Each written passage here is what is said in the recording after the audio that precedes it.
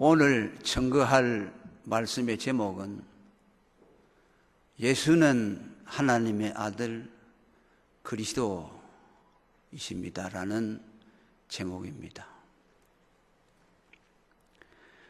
예수님이 제자들을 파송하시고 복음을 전하라고 내어보내신 이후에 그들이 예수님에게 돌아왔습니다. 예수님이 제자들을 향해서 너희들이 세상에 나가서 복음을 전할 때 나를 누구라고 하느냐라고 예수님이 물으셨습니다. 그때에 제자들의 대답은 들어는 세례 요한이고 또 들어는 예레미야 또 들어는 엘리야 그 외 선지자 중에 하나이라고 하더이다라고 말씀을 전했습니다. 그 말을 들은 예수님은 제자들에게 다시 묻습니다. 그러면 너희는 나를 누구라고 생각하느냐?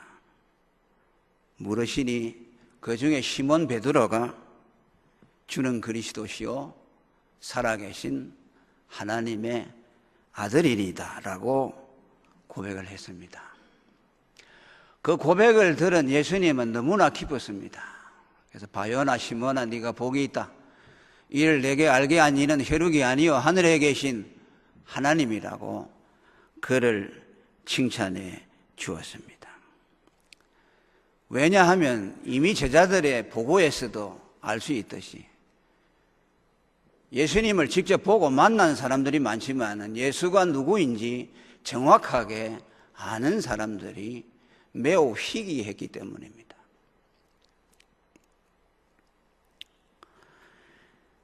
예수님이 행하시는 이적을 보기도 하시고 또 예수님의 입으로부터 나오는 하나님의 말씀을 직접 들었으면서도 예수가 누구인지 정확하게 알지를 못했습니다. 사람들뿐만 아니라 심지어 예수님의 제자들 가운데서도 예수님이 누군지 정확하게 아는 사람들이 많지 않았습니다. 돈깨를 맡았던 가룟 유다는 제자 노릇을 일시했습니다마는 예수가 누군지 모르기 때문에 예수를 은30에 팔아먹고 배교하고 떠났습니다. 또 예수님의 제자 빌립도 예수님을 오래 따라다녔지만은 주님 하나님을 내게 보여주시옵소서라고 말했습니다. 그러자 예수님은 그를 책망했습니다. 네가 나와 이렇게 오랫동안 있으면서도 아버지를 보여달라고 하느냐? 나를 본 자는 아버지를 보았다고 말씀했습니다. 빌립은 예수가 하나님이시라는 것을 알지 못했습니다. 우리가 잘 아는 도마도 예수님이 죽은 지 3일 만에 부활하셨지만은 제자들의 말을 듣고 예수가 부활했다는 말을 들었지만은 믿지 못하고 의심했습니다. 예수님이 직접 나타나셔서 손에 못자국을 보여주고 허리에 창자국을 보여줄 때 예수를 향해서 주님이시여 나의 하나님이시라고 그때 비로소 고백을 했습니다.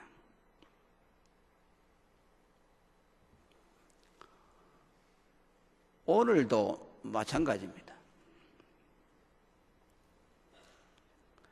예수가 누군지 정확하게 아는 사람들이 그리 많지 않은 것 같습니다. 베드로가 고백한 이 고백은 오늘 저와 여러분의 고백이 되어야 될 줄로 믿습니다. 예수가 누군지 분명하게 알아야 합니다. 이 베드로의 고백에는 두 가지가 담겨 있습니다. 그 첫째가 예수는 하나님의 아들이라는 말씀입니다.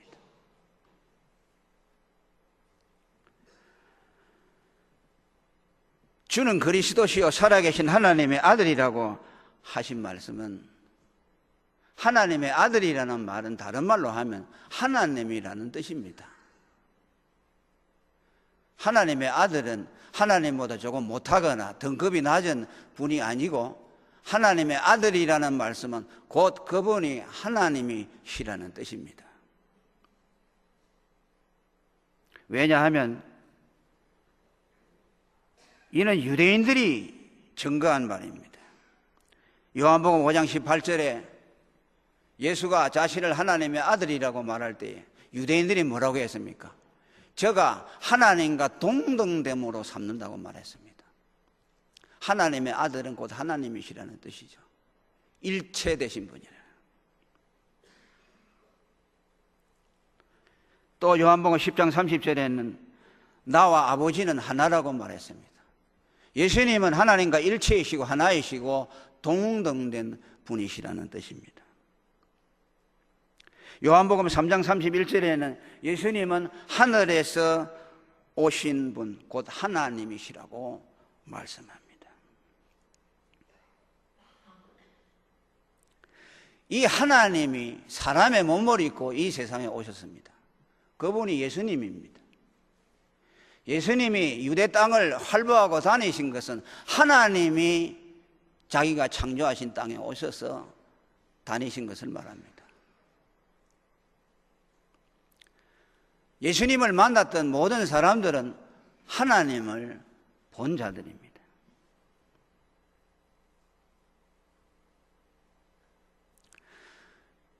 하나님이 사람의 몸을 입고 이 세상에 오신다는 것은 하나님이 영원전부터 세워놓으신 언약이고 많은 선지자들을 통해서 예언해 주셨습니다. 예언의 핵심입니다.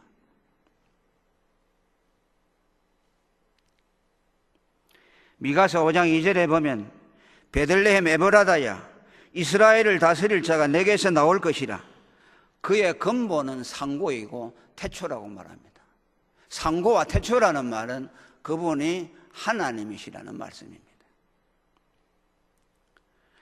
이사야 9장 6절에는 이는 한 아기가 우리에게 낳는데 그는 전능하신 하나님이고 영존하시는 아버지라고 말씀합니다. 한 아기가 낳는데 그분이 영원하신 하나님이고 아버지 하나님과 일체되시는 분이라는 겁니다. 이미 이사야 선지자는 삼위일체 하나님을 믿었습니다. 인간의 몸을 입으신 하나님이 이 세상에 오실 것을 예언해 주셨습니다. 전능하신 창조주이시며 영원하신 하나님이 인간의 몸을 입고 이 세상에 오셨다는 것은 인간의 지성으로 이해하기 어렵습니다. 그래서 고린도전서 2장 9절에는 사람의 마음으로 생각하지 못한 일이라고 말씀합니다. 여러분, 예수님이 세상에 오셨지만 그에 대해서 관심을 가진 사람들이 있습니까? 별을 보고 찾아온 동방박사들, 들판에서 양을 치고 있는 소수의 목자들과 또 안나 선지자, 시므온 선지자 등 몇몇 소수 외에는 예수가 사람의 몸을 입고 오신 하나님이라는 것을 알아먹는 사람들이 없었습니다. 그랬다면 예수님이 말 구유에 탄생하셨겠습니까?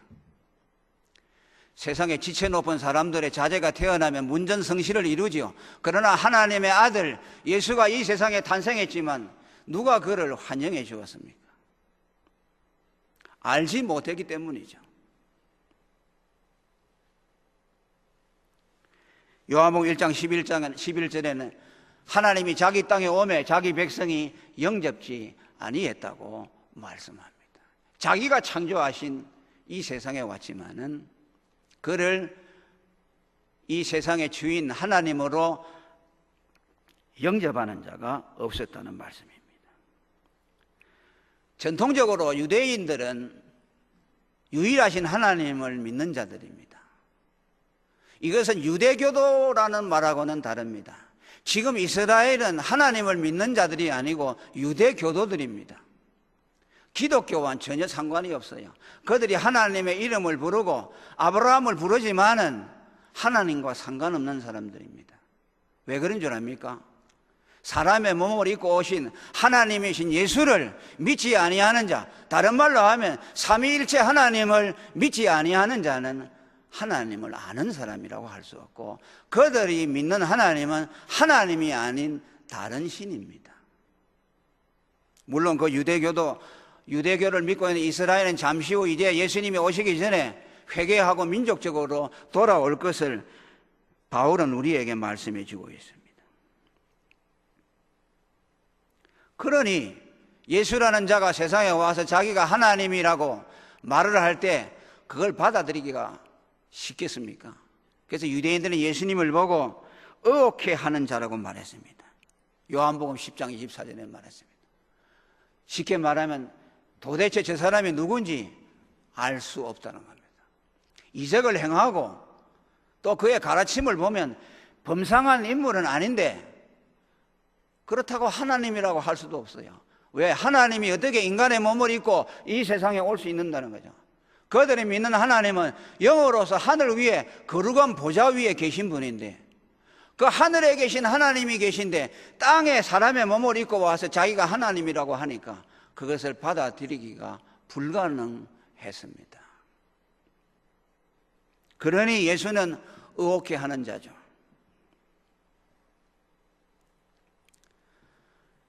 삼위일체라고 하는 것은 여러분들이 일반 평신도들은 잘 이해하기 어렵고 신학자들도 난해한 주제입니다. 그러지만 여러분, 예수를 하나님의 아들로 믿는 사람은 삼위일체를 아는 사람입니다. 할렐루야. 삼위일체가 뭔지 모르지만은 하나님은 한 분이시지만은 세 인격이 계셔서 성부, 성자, 성령으로 우리에게 계시하시고, 그 가운데 예수님은 사람의 몸을 입고 오신 분이라는 것을 믿는 신앙입니다. 저 시골에 난 놓고 기억자를 모르는 할머니가 예수를 믿으면 그는 삼위일체 신학을 아는 사람입니다. 여러분은 삼위일체를 반드시 알아야 합니다. 뭐 신학적인 주제로서가 아니라 예수를 믿으면 여러분들은 삼위일체 교리와 신학을 이미 접수한 분들입니다.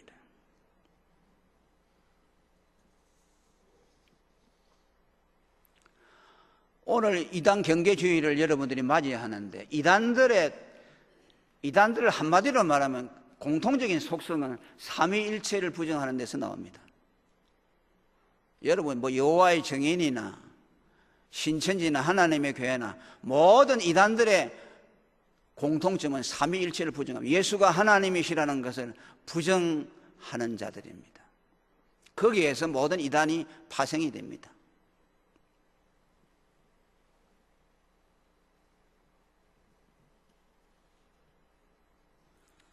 삼위일체 하나님, 예수를 하나님의 아들과 그리스도로 믿는 사람은 이단에 빠질 수가 없습니다.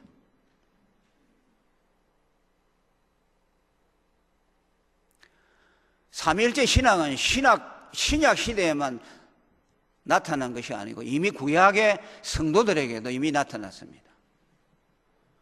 예수님이 오시기 전에 이미 아브라함은 예수를 믿었습니다.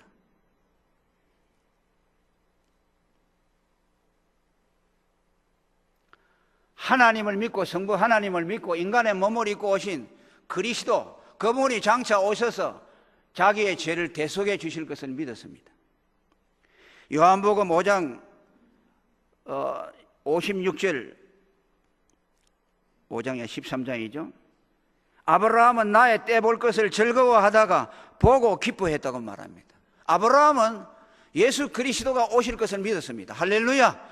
그리고 그가 오신 것을 보았다고 말합니다. 이것은 믿음으로 본 것이죠. 그러니 유대인들이 그걸 듣고 네가 나이가 50도 안 된 자가 아브라함이 너를 어떻게 알아? 그러자 예수님이 뭐라고 했습니까? 내가 아브라함의 나기 전부터 있었던 자다. 할렐루야. 나는 아브라함이 태어나기 전부터 있었던 사람이다. 하나님이라는 것을 증거하셨습니다. 다윗도 삼위일체 신앙을 가지고 있습니다. 사도행전 2장 34절에 다윗은 주께서 내 주에게 말씀하셨다고 말합니다. 하나님 아버지께서 그리스도에게 말씀하셨다.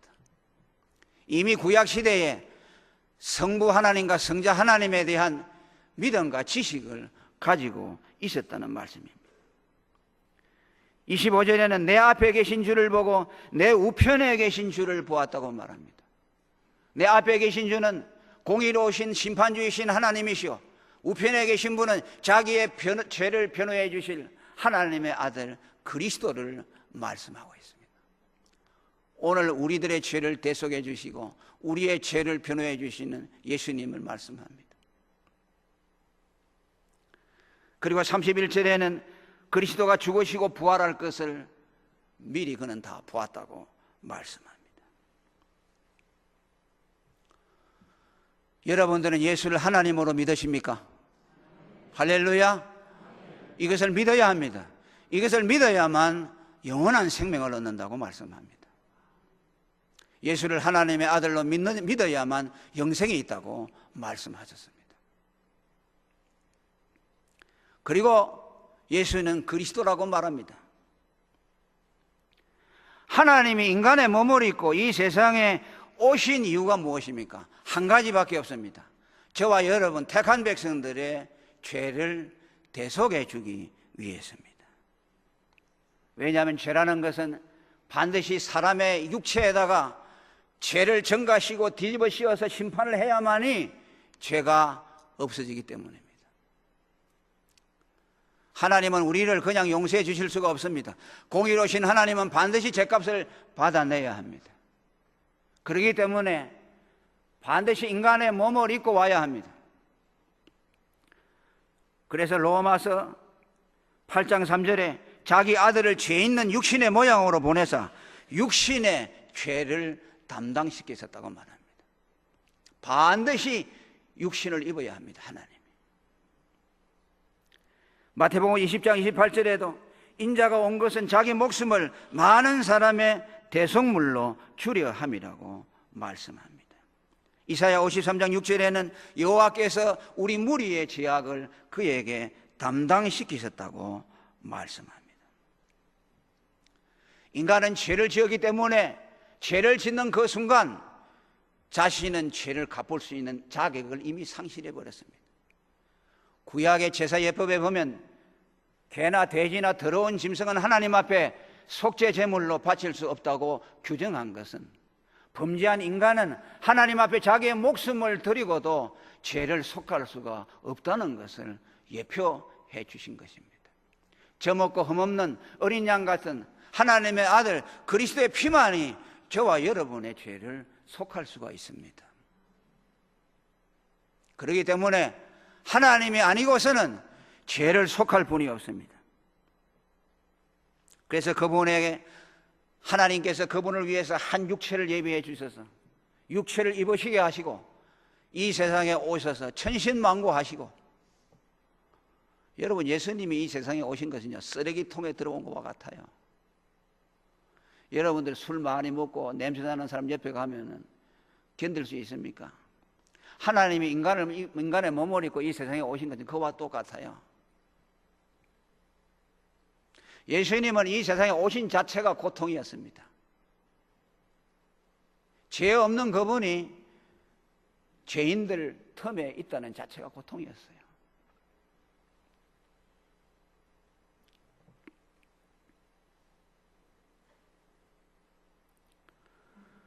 그래서 하나님은 인간이 죄를 짓지만은 인간이 자기의 죄값을 갚을 수 없다는 걸 아셨기 때문에 이미 창세전에 하나님이 성자 예수 그리스도를 어린 양으로 예비해 주셨습니다.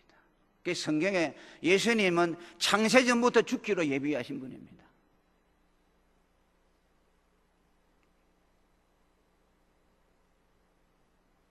죄는 우리가 짓고 죄값은 하나님이 갚아주셔야 돼요. 할렐루야. 죄는 인간이 갚을 수가 없어요. 여러분들의 목숨을 100개를 갖다 바친다고 하더라도 우리가 아담으로부터 받은 원죄와 여러분이 평생 지은 자범죄를 한 틀도 속할 수가 없습니다. 그래서 하나님은 이미 우리가 타락할 것을 내다보시고 성자 그리스도를 대속주로 세워주셨습니다.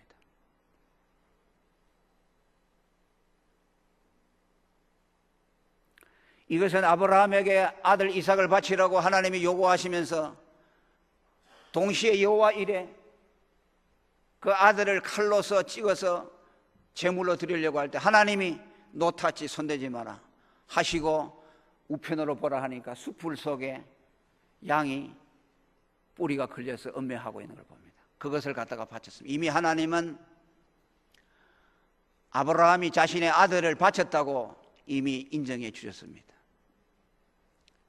아브라함이 아들을 바친 것은 개인의 신앙의 위대성을 나타낸 것이 아니라 장차 하나님이 자기 아들을 제물로 제단의 희생물로 삼으실 것을 예표로 보여주셨습니다. 아브라함과 같은 믿음을 가질 수 있습니까? 못 가지죠. 누가 자기 아들을 제물로 드릴 수가 있겠습니까? 그것을 통해서 하나님은 인간이 죄를 지었는데 자기가 그 죄에 응답하시는 분이구나, 죄의 싹을 자신의 손으로 지불하시는 것이구나 하는 것을 우리에게 보여주고 있습니다. 예수가 하나님의 아들 그리스도라는 말은 택한 백성들의 죄를 담당하시기 위해서 죽기 위해서 오신 하나님의 아들이라는 뜻입니다. 아멘. 예수님은 죽기 위해서 왔어요. 한 가지 목적으로 왔어요. 어린 양으로 제물이 되기 위해서 왔어요. 예수님이 죽지 아니하면 안 됩니다. 오직 죽음을 목표로 하고 오셨습니다. 그런데 예수님이 왜 어려서 탄생했을 때 헤롯이 죽이려고 하니까 애굽으로 피난하고 나사렛으로 피난하였습니까? 죽기가 싫어서입니까?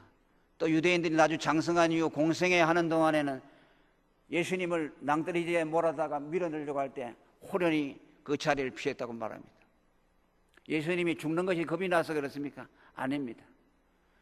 예수님은 합법적으로 하나님의 저주를 받아서 죽어야 하기 때문에 빌라도의 법정에 서서 재판을 받아야 할 것이고, 그 다음에 십자가의 나무에 달려서 저주받은 모습으로 죽어야 하기 때문에 그 죽을 때와 죽을 방법이 아직 이르지 않았기 때문에 그는 죽을 때를 찾으신 것입니다.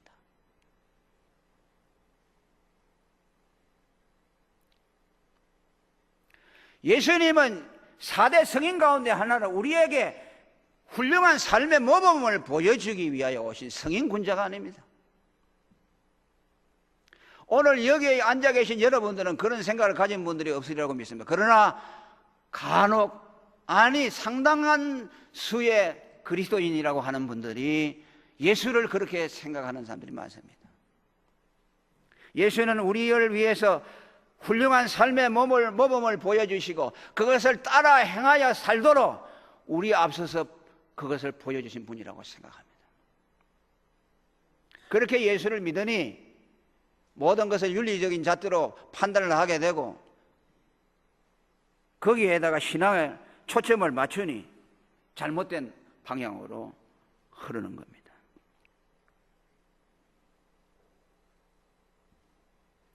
여러분, 예수님은요 죄인을 위해서 죽으러 왔습니다. 나쁜 놈들, 나 같은 나쁜 놈들 위해서 왔어요. 착한 사람들 위해서 오지 않았어요. 그래서 예수님을 죄인의 구주라고 말했고 죄인의 친구라고 말했습니다.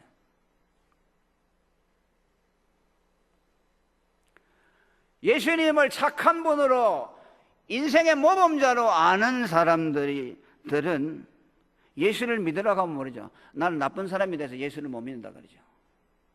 착한 사람이 되려는데 나 같은 사람은 예수 못 믿는다 그러죠.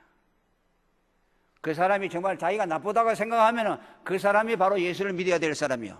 왜? 그 사람을 위해서 예수님이 대신 죄값을 지불하기 위해서 오신 분이기 때문에.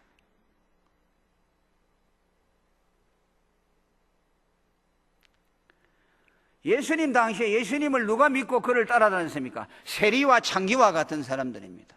온전한 사람들이 있었습니까? 왜? 예수라는 분이 죄인들의 구주가 되시고 그들의 죄를 대신 갚아주신다고 하니까 이보다 더 좋은 복음이 어디 있습니까? 그래서 예수님은 마태복음 21장 31절에 세리와 창기가 바리새인 서기관들보다 먼저 하나님의 나라에 들어갈 것이라고 말했습니다. 왜 그렇습니까? 세리와 창기들은 자기가 죄인이라는 걸 알기 때문에 예수가 필요했어요. 복음이었어요. 그러나 바리새인 서기관들은 자기가 착한 사람이라고 생각하니까 예수가 자기 죄를 위해서 죽는다는 것을 받아들이기가 싫은 거예요. 왜? 자기가 쌓아놓은 것이 있잖아요. 어려서부터 율법을 지키고 착한 일을 많이 해가지고 그 공로를 가지고 하나님 앞에 인정받아서 천국에 들어갈 것이라고 생각했는데 예수라는 자가 나와서 싹 그것을 뭉개버리고 세리와 창기 같은 형편없는 자들에게 하나님의 나라에 들어간다고 말하니 그것을 믿을 수가 없죠. 그러니 세리와 창기가 먼저 하나님의 나라에 들어간다는 것입니다.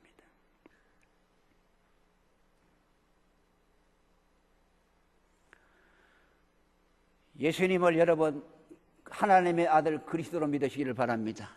예수님이 여러분들의 죄를, 추악한 나와 같은 죄인들, 사람 앞에 내 추악한 모습을 드러낼 수 없는 더러운 죄인들을 위해서 예수님이 죄값을 지불하기 위해서 오셨어요.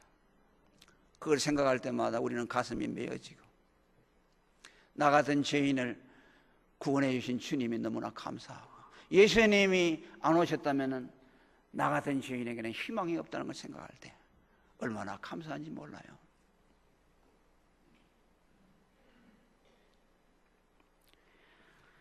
바울은 갈라디아 22장 20절에 그의 신앙 고백을 보십시오. 나를 사랑하사 나를 위하여 자기 목숨을 버리신 하나님의 아들을 믿는 믿음 안에서 사는 거예요. 이제 내가 육체 가운데 사는 내 남은 생애는 나를 위해 죽어주신 하나님의 아들을 믿는 그 믿음 안에서 사는 것입니다. 이 믿음이요 가장 하나님 앞에 귀한 겁니다.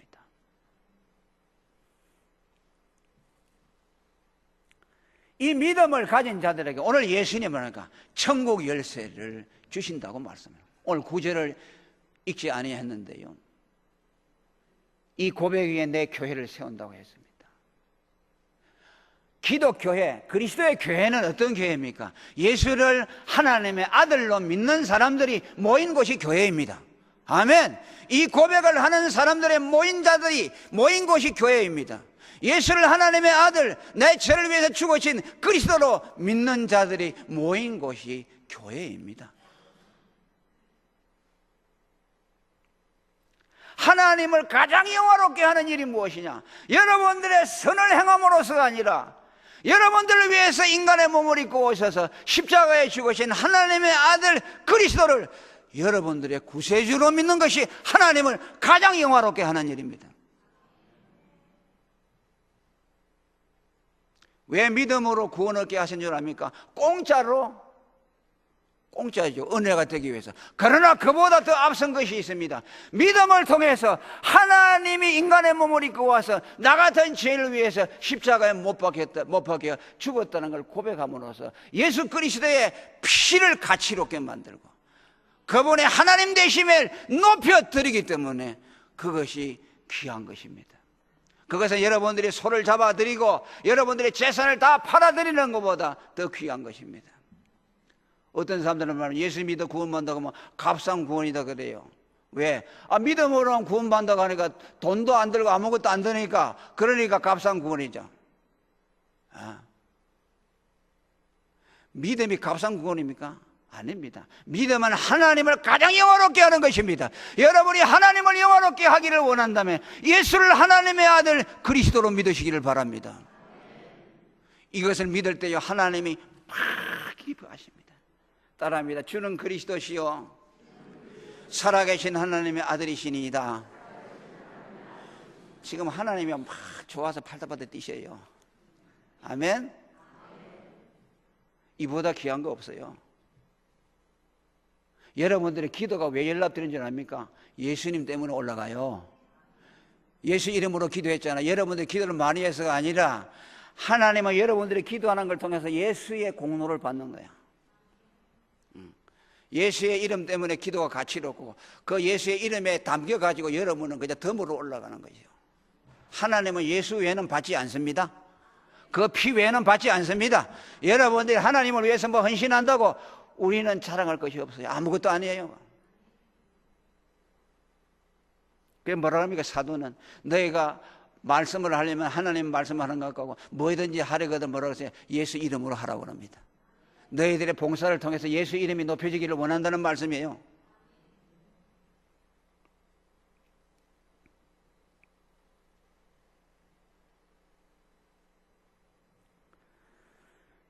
이 예수를 하나님의 아들 그리스도로 믿을 때 천국의 문이 열려지고 요한복음 1장 12절에는 하나님의 아들이 되는 권세를 주신다고 말씀합니다.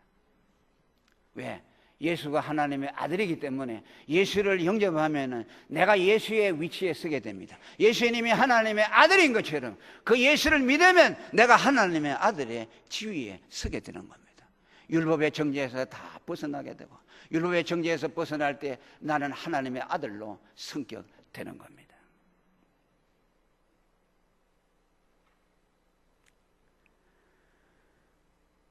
예수를 믿는다는 것에 대해서 정확하게 알아야 돼요. 또 예수를 영접한다는 것이 무슨 말인가? 요한복음 1장 12절에는 그 이름을 믿는 자, 영접하는 자라고 말합니다.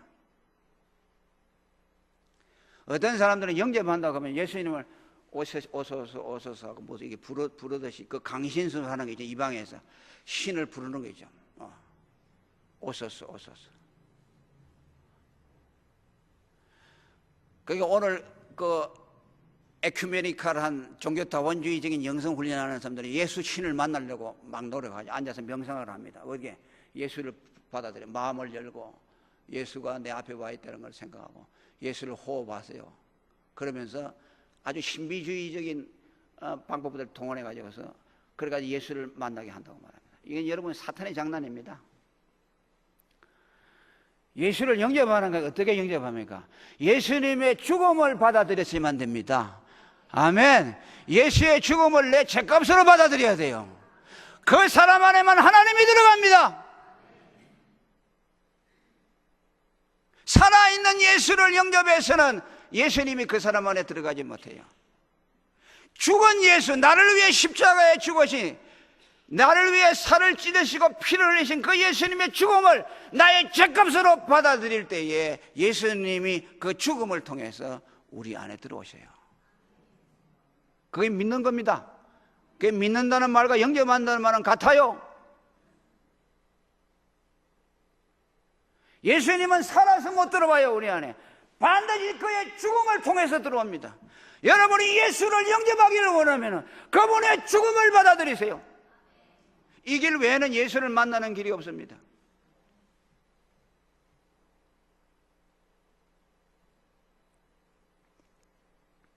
요한복음 6장 56절에 내 살을 먹고 내 피를 마시는 자는 내 안에 거하고 나도 그 안에 거한다고 말합니다. 할렐루야.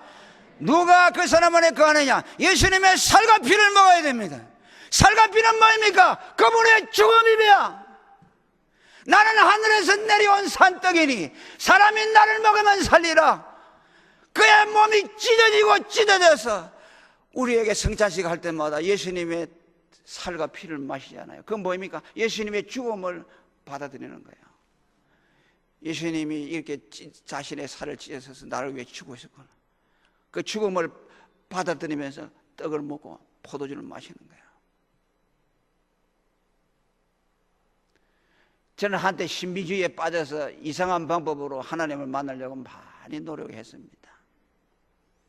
그래서 복음을 점차 깨달아 갈수록 하나님은 그렇게 만나는 것이 아니고 예수는 그렇게 들어오는 것이 아니구나. 오직 그분의 죽음을 통해서 오는구나. 죽음을 앞세우고 들어와요. 자, 따라합니다. 예수님은 우리 안에 그의 죽음을 앞세우고 들어오십니다. 살아있는 예수를 영접해서는 안 돼요. 살아있는 예수님은 우리 안에 못 들어와야 산채로 못 들어옵니다. 죽음이 먼저 들어와야 돼요. 할렐루야. 죽음을 통해서 우리 안에 들어와요. 왜? 죄인이기 때문에 예수의 피가 먼저 뿌려져야 돼요. 그래야만 우리가 거룩한 성전이 되어서 예수님이 들어오시는 거예요. 예수님이 들어오시라고 이렇게 강신술하듯이 온다고 해서 들어오는 것이 아니에요. 예수님의 피 뿌림을 내가 받아서 그분의 피를 나의 죄값으로 받아들일 때만, 내 영혼의 피가 뿌려질 때만 예수님이 내 안에 들어오실 수가 있어요. 그래서 성전이라고 하잖아요. 이제 성전이 필요 없죠? 아멘. 여러분 모두가 다 성전입니다. 예수의 피를 모신 여러분 모두가 성전입니다. 여러분 안에 삼위일체 하나님이 거하십니다.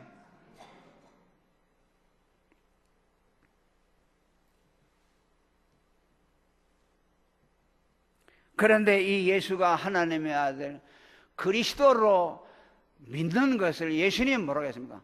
바요나 시몬아 네가 복이 있다 라고 말하면서 이것을 내게 알게 아니라 혈육이 아니요 하늘에 계신 하나님이라고 말합니다. 이 말씀에 주목해야 됩니다. 예수가 하나님의 아들 그리스도라고 믿는 것은 혈육이 아니라는 뭡니까? 내 지성, 자연인의 감각, 지성, 이성 이런 것으로 고백한 것이 아니고 하나님이 그것을 알게 했다는 말씀이요. 왜 예수님 당시에 많은 사람들이 예수를 보고도 예수가 하나님의 아들로 알지 못했느냐? 하나님이 그들에게 알게 해주지 않았기 때문이에요. 택자들에만 나타내시고 불택자들에게는 감추셨다고 말씀. 그래서 너희는 보기는 보아도 알 수 없고 듣기는 들어도 깨달지 못한다고 말씀했어요.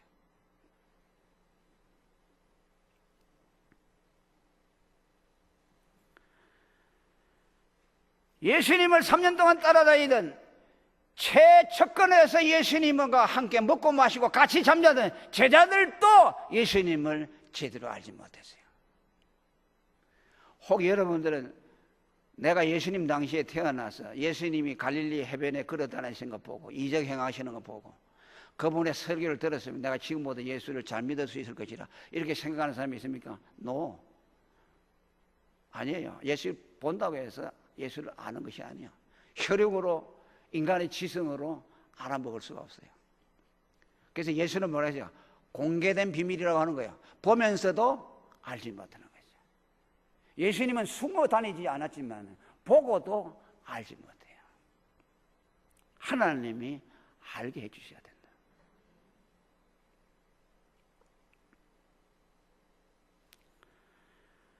요한복음 15장 26절에 진리의 성령이 오시면 그가 나를 증거해 주실 것이다. 뭘 증거합니까? 예수가 사람의 몸을 입고 오신 하나님의 아들 그리스도, 우리 죄를 대속하기 위해서 오신 하나님이라는 것을 성령이 오셔야만 가르친다 그랬어요. 구약 시대에 아브라함이나 다윗에 이런 사람들에게 삼위일체를 가르친 것은 하나님이 개인적으로 직접적인 계시로서 가르쳤지만 이제 신약 시대는 오순절 성령이 오시는 것을 통해서 모든 사람들이 예수를 믿으면 성령으로 알 수 있도록 했다고 했어요.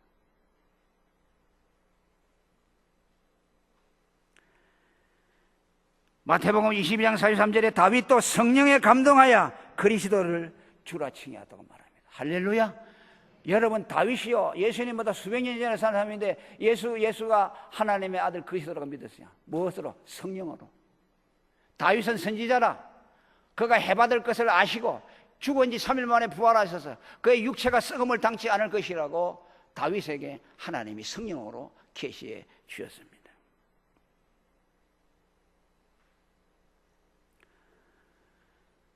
예수님이 하시는 일과 성령이 하시는 일을 여러분들은 구분할 줄 알아야 됩니다. 예수님은 이 세상에 오신 것이 교사 노릇하려고 오신 것이 아니라는 것을 아셔야 합니다.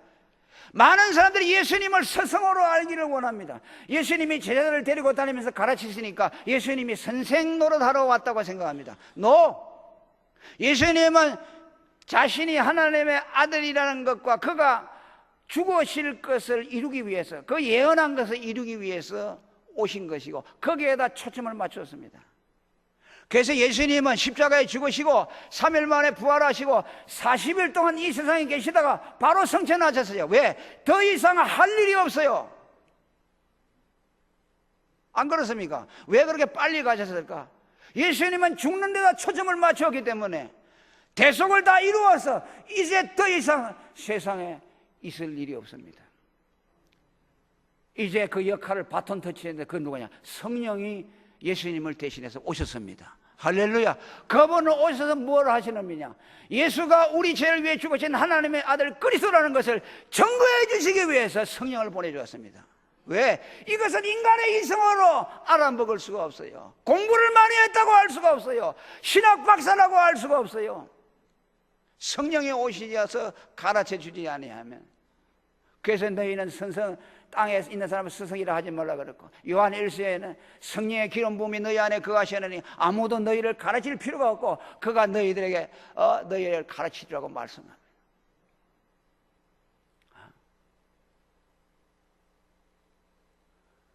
예수님은 우리 죄를 대속하시기 위해서 오신 분이고, 성령은 대속하신 그 예수님의 일을 우리에게 가르쳐 주셔서 증거하도록 가르치기 위해서 오신 교사예요. 그래서 예수님의 제자들이 예수님 3년 동안 따라다니면서 온갖 것 다 배웠지요. 그러면은 이제 제자로서의 자격이 있는 것 같지요. 그러나 예수님 뭐라 했습니까? 너희들 전도하러 가지 마라. 아버지께서 약속하신 것이 올 때까지 기도하라고 했습니다. 10일 동안 간절히 기도했으니 예수님이 떠나시고 10일 만에 마가의 다락방에 120문도가 모여 기도할 때 성령이 임했습니다. 아멘. 바람과 불 같은 것이 임하고 땅이 진동하고 불의 해같이 갈라지는 것이 보이고 각 사람 머리 위에 불이 임하여 있고 사람들이 다 방언했다고 말씀합니다. 그때 비로소 예수님이 하나님의 아들 그리스도라는 것을 명백하게 깨닫게 되었습니다.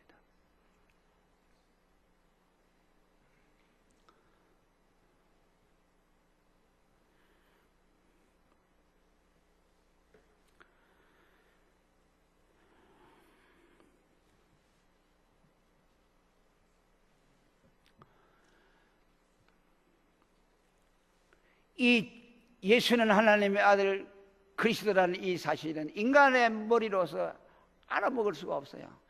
반드시 하나님은 죄인을 구원하실 때 주는 그리스도시요 살아계신 하나님의 아들이라는 이 고백을 통해서만 구원을 하시는 것이요, 이 고백을 하는 자에게 천국 열쇠를 준다고 그랬어요. 아멘. 천국의 문이 열린다는 것이요. 그런데 이를 구원해야 되는데 이 말을 알아먹을 사람이 없어요. 알아먹을 사람이 없어요. 여러분 오순절 성령이 강림했을 때 입에 방언이 임한 것은 뭘 말하는 줄 압니까? 성령이 오셔서 무슨 일을 할 것인가를 보여준 거예요. 사도들이 그들이 입을 벌려서 주는 그리스도시요 살아계신 하나님의 아들이라는 것을 증거할 때 성령이 와서 그 입에 권세를 주어서 듣는 자들에게 그것이 깨달아지도록 믿어지도록 한다는 말씀이요, 입에 권세를 준다는 말씀이요. 그러니까 성령이 오지 아니하면은 그걸 알아먹을 사람이 없어요. 성령이 왜 오느냐? 주는 그리스도시요 살아계신 하나님의 아들이라는 이 말씀이 나타나기를 기다립니다. 그것을 왜 증거해 줘야 되잖아요. 그런데 사람들이 그 일을 하지 않아요. 그러니까 오늘 성령이 오셔서 가만히 있어요. 할 일이 없어요. 여러분, 성령을 왜 보내준 줄 압니까? 이적을 행하고 병 고치고 은사를 행하고, 그것도 하시는 일이지만 그건 지역적인 겁니다. 성령이 오시는 가장 중요한 목적은 복음을 전가하기 위해서입니다. 우리는 복음을 전파하는 자예요. 전가하는 사람이 아니에요. 우리의 입으로 스피커 노릇만 하면 돼요. 아멘. 그러면 성령이 오셔서 그 말씀이 믿어지도록 하고 깨달아지도록 하는 것이요, 우리는 증거자가 아니고 프로클레임, 프리처, 전파하는 사람이요. 그런데 그 말을 하지 않으니까 교인들이 입을 딱 닫고 있으니까 성령이 할 일이 없어요. 성령이 지금 손 맺고 있어요. 여러분들이 누구에게 가서 예수는 하나님의 아들 그래서 그가 우리 당신 죄를 위해 죽으신 하나님의 아들이라고 그러잖아요. 그러면 성령이요 그 말을 듣고 쏠쏠같이 달려와요. 어디서? 아멘. 쏠쏠같이 와가지고 그 입에 말에다가 증거해 주고 듣는 사람이 감동이 되더라고요. 어떤 사람이요 그 안기부 있다가 이렇게 한 사람인데 어려서 엄마가 맨날 그래요. 예수가 네 죄를 위해, 예수 하나님의 아들 예수가 네 죄를 위해 죽었다. 그러니까 어려서 뭐야, 엄마는 무슨 귀신 씨나라 까먹는 소리만 그렇게 하시오. 그런데 다 커가지고요, 어느 날 되니까 그 말이 믿어지더라는 것이요. 하나님의 아들이 나를 위해 죽었다는 게 믿어지네요. 그때 눈물 콧물 다 쏟고, 성령이 그때까지 기다리시다가 그렇게 해도 못 알아들으니까.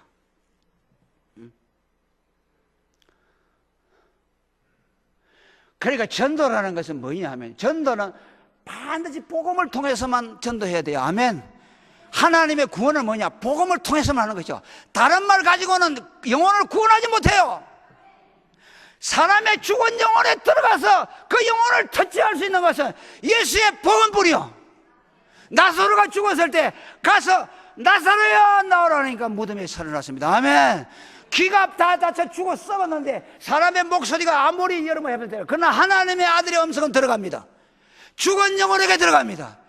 죄로 인해서 하나님을 향하여 완전히 죽어버렸는데 듣지도 못하는데 그 영혼 속에 예수가 하나님의 아들이라는 말을 하잖아요. 그러면 그 영혼이 들어가요. 죽은 영혼 속에. 할렐루야. 그래서 그 영혼을 이렇게 세우는 거예요. 신비하죠. 믿어집니까? 안 믿어집니까? 아멘. 이걸 믿어야 돼요. 이걸 믿고 복음을 전해야 해요. 그런데 사람들이 뭐냐면요, 이건 자기도 안 믿어지잖아요. 예수가 하나님의 아들, 그래서 그가 인간인데 사람의 몸으로 우리를 죽었다 그런다. 자기도 안 믿어지는 것이요. 그러니까 그거 가지고 전도 안 하고 사람들이 잘 알아먹는 말만 가지고 살라고. 그러니까 야, 예수 믿으면 좋다더라. 예수 믿으면 복도 받고, 예수 믿으면 좋고, 저 천지 만물을 봐라. 하나님이 아니면 이제 창조했겠나? 이런 거 가지고 구원 못해요. 창조론 가지고 구원 못해요. 그건 일반 계시적인 거, 인간의 지성으로. 왜? 예수 안 믿는 사람들도 창조론 아니면은 뭐입니까? 진화론 아닙니까? 불신자들 가운데서도 진화론, 창조론을 수긍하는 사람도 있어요. 불신학자들 가운데. 그거 가지고 하나님은 몰라요. 창조한 것까지 몰라요.